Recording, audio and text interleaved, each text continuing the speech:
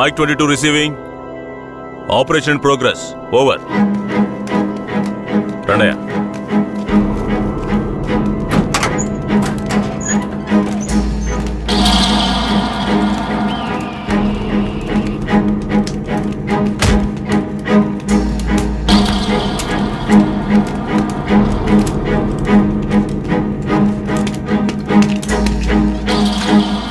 Constable ఈ నా కొడుకులకి చావును పరిచయం చేయాలి. కట్లు ఇప్పండి.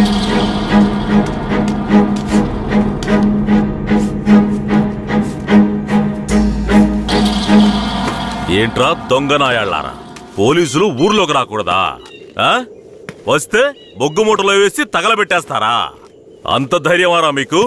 పోలీస్ అంటే ఏం పీకలేడు అనుకుంటున్నారా? పోలీస్ అంటే ఏంటో చూపించరా?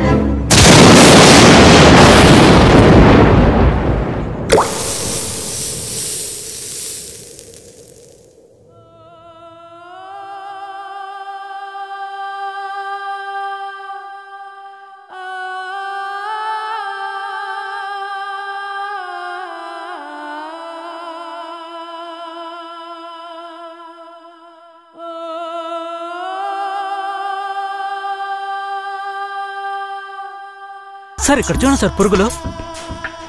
అక్కడ చూడండి సార్. సార్ అక్కడ కూడా ఉన్నాయి సార్ పురుగులు. సార్ అక్కడ చూడండి సార్, లోపల నుంచి వస్తున్నాయి సార్. ఏంటా ఇది? మార్చిని కూడా క్లీన్ గా పెట్టుకోవడం తెలీదా? మేమేం చేయగలం సార్? శవమిలా సంవత్సరాల తరబడి ఉంటే పురుగులు పట్టి వాసనే వస్తుంది. సార్ అన్ని వెల్ఫేర్ సొసైటీలకి ఇన్ఫర్మేషన్ ఇచ్చాం, వాళ్ళు ఇంకా రాలేదు. సార్ అనాథ శవాల్ని దహనం చేయడానికి ఎన్ని ఫార్మాలిటీస్ ఉన్నాయో మీకే తెలుసు కదా. గవర్నమెంట్ వాళ్ళకి తెలియజేసి పర్మిషన్ తీసుకునేలోగా తల ప్రాణం తోకొస్తుంది సార్. ఇప్పుడు ఏం చేద్దాం అంటావు? హాస్పిటల్స్ లేక అనాథ సేవలు చేరకుండా చూసుకోవాలి సార్. సార్ 3వ నెంబర్ వార్డులో ఉన్న అనాథ పేషెంట్ సీరియస్గా ఉన్నాడు సార్.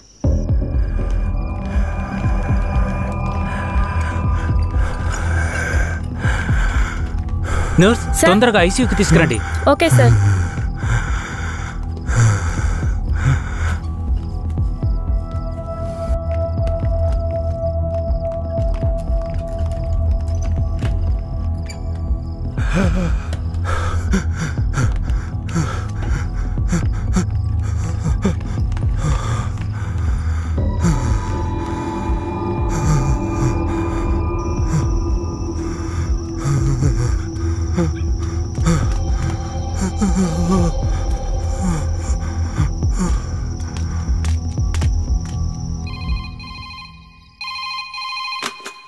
హలో సార్, పాత చర్చి పక్కన ఒక శవం ఉంది, వచ్చి చూడండి సార్.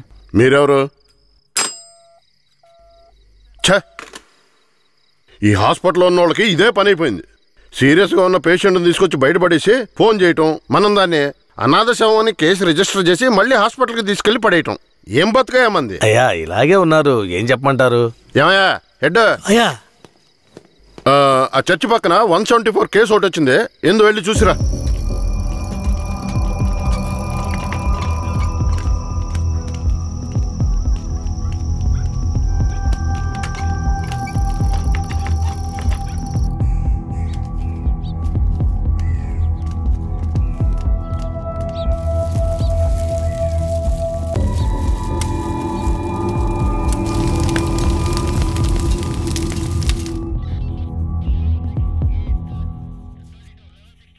ఏమయ్యా హెడ్, ఎప్పుడు వచ్చే 174 అనాథ కేసేనా?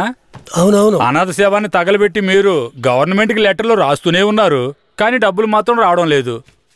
అరే పోవయ్యా, డబ్బు గిబ్బు వస్తుందో లేదో, అనాథ శవానికి అంత్యక్రియలు చేసామని పుణ్యమైనా వస్తుంది. హెడ్ గారు, మీలాంటి వాళ్ళు మన డిపార్ట్మెంట్కి పుణ్యం చేసినా డిఎస్పీ రఘునాథ్ లాంటి వాళ్ళు పాపమే చేస్తున్నారు. ఇదిగో చూడండి.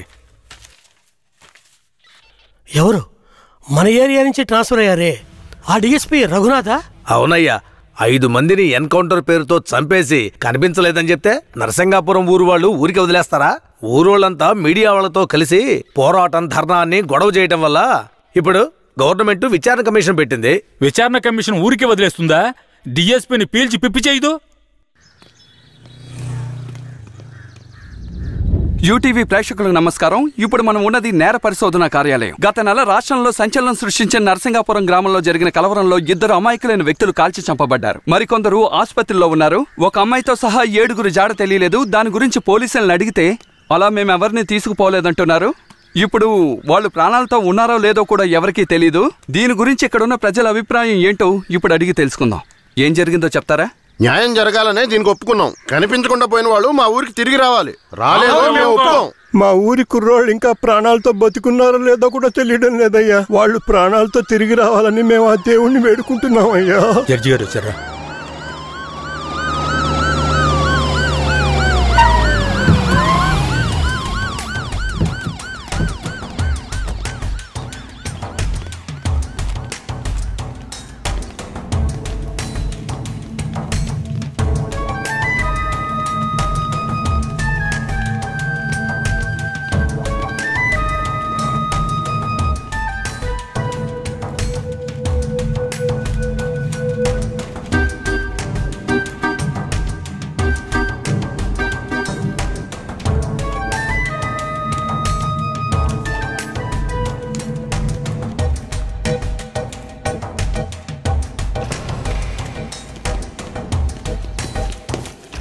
సార్,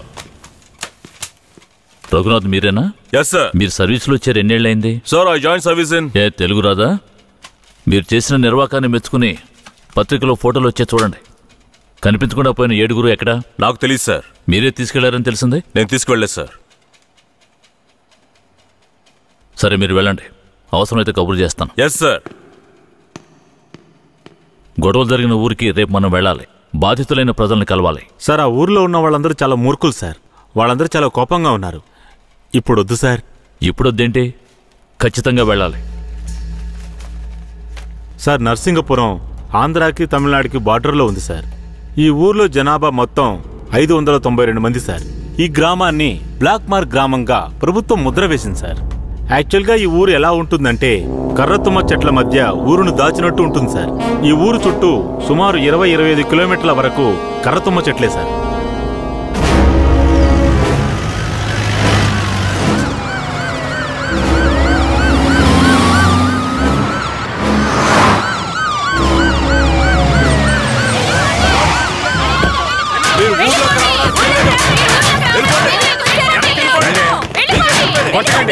కొట్టకండి, దయచేసి వినండి, ప్రశాంతంగా ఉండండి. మీకోసమే మన జడ్జి గారు వచ్చారు. దారి వదలండి, లోపలికి వెళ్ళండి. అయ్యా, ఈ దుర్మార్గులైన పోలీసుల్ని ఊళ్ళోకి రానివ్వకండి అయ్యా. నా కొడుకుని మనవల్ని లాక్కుని పోయారు. ఇంతవరకు ప్యానల్తో ఉన్నారా లేదో తెలీదయ్యా. మీరే న్యాయం చేయండి అయ్యా. మీరు భయపడక్కర్లేదు. అందరూ కాస్త ప్రశాంతంగా ఉండండి. మీకు ఎలాంటి భయం అక్కర్లేదు. సాధ్యమైనంత త్వరగా విచారణ జరిపి వాళ్ళ ఆచూకీ కనిపెడతాను. నాన్నెక్కడని అడిగి నా బిడ్డకి ఏమని సమాధానం చెప్పమంటారయ్యా? మీరు మా మేలు కోరేవారైతే మా అందరికి ఒక పరిష్కారాన్ని చూపించి మీరు లోపలికి వెళ్ళాలయ్యా. లేదంటే అమ్మా, కాస్త ఓపిక పట్టమ్మా. ఊర్లోకి రాకూడదు, అంతే కదా? అవునా?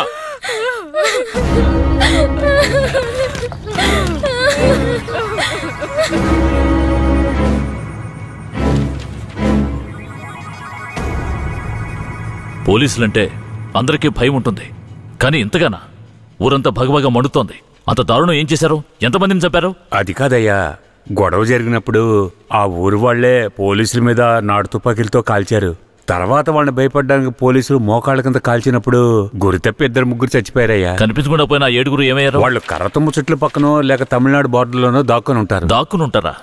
అందుకే ఊరంతా అలా గగ్గోలు పెడుతోందా? ఎందుకయ్యా అబద్ధాలు చెప్తారో? ఆ ఊరు గురించి అన్ని విషయాలు నాకు తెలియాలి. పూర్తి వివరాలు తెలిసిన వాడిని తీసుకురండి. మీ పేరేమిటి? నా పేరు రామూర్తయ్య. మీరక్కడ ఏ సంవత్సరంలో పనిచేశారు? 1980లో ఆ ఊర్లో డ్యూటీ చేశానయ్యా. ఉత్తినే పేరుగా ఊరు బయట పోలీస్ స్టేషన్ ఉంటుందయ్యా. ఆ ఊరికి పోలీసులకి అసలు ప్రాబ్లం ఏమిటి? అయ్యా, అది నిన్న ఈ రోజు వచ్చిన ప్రాబ్లం కాదయ్యా. ఎంతో కాలంగా ఆ ఊరికి మన పోలీసులు కూడా ప్రాబ్లం అయ్యా. ఆ ఊర్లోకి పోలీసులు అడుగు పెట్టకూడదయ్యా. ఒకవేళ వెళ్తే ప్రాణాలతో తిరిగి రాలేరు. దొంగతనమే ఆ ఊరాళ్ళకు కులవృత్తి అయ్యా. హత్యలు, దొంగతనాలు, దోపిడీలంటూ వాళ్ళు చేయని వృత్తే లేదయ్యా. వీళ్లకు అసలు రేషన్ కార్డులు ఉన్నాయో లేవో గాని ఒక్కొక్కరి మీద 4-5 కేసులున్నాయ్యా. వీళ్లను చూసి ఎదుటి వాళ్ళు భయపడాలే తప్ప వీళ్ళు ఎవరికీ భయపడరయ్యా. వాళ్ళకంత ధైర్యం రావడానికి ఎవరు కారణం? అందుకిద్దరే కారణం అయ్యా. ఒకడు కేశవరాయుడు, ఇంకొకడు వీరయ్య. ఎవరు వాళ్ళు? వీడు కేశవరాయుడు, వీడు వీరయ్య. అయ్యా, వీళ్ళిద్దరికీ దొంగతనమే ప్రధాన వృత్తి అయినా కేశవరాయుడికి బొగ్గుమూట్లు అమ్ముకోవడమే ముఖ్యమైన వృత్తి అయ్యా. ఊళ్ళో ఏదైనా పెళ్ళంటే వాళ్ళిద్దరూ పెళ్లివారి మీద దాడికి బయలుదేరతారయ్యా. 1980లో తమిళనాడుకి వెళ్ళాలి అంటే నరసింగాపురం పక్కనున్న మెయిన్ రోడ్డు మీదుగా వెళ్ళాలి. 10-12 బళ్ళు కలిసి ఒక్కటిగా వెళ్తేనే ఊరు క్రాస్ చేయగలరు. అలా కాకుండా ఎవరైనా సెపరేట్గా వెళ్తే అంతే.